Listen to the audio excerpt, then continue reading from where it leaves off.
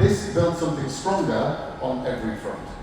Real-time data and smarter decisions, better access to credit and investment, easier tax compliance. All the temperature been checked, all the food safety, food are safe to sell. Then we also take stock management system. Without stock, you cannot operate your business. So it gives a restaurant owner a live reporting provide for a stock tracking everything.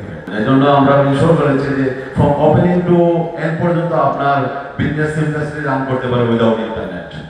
যথেষ্ট ভালো service দিয়েছে এবং আমি চাচ্ছি ওনারা সফলভাবে এই কাজটা করেন।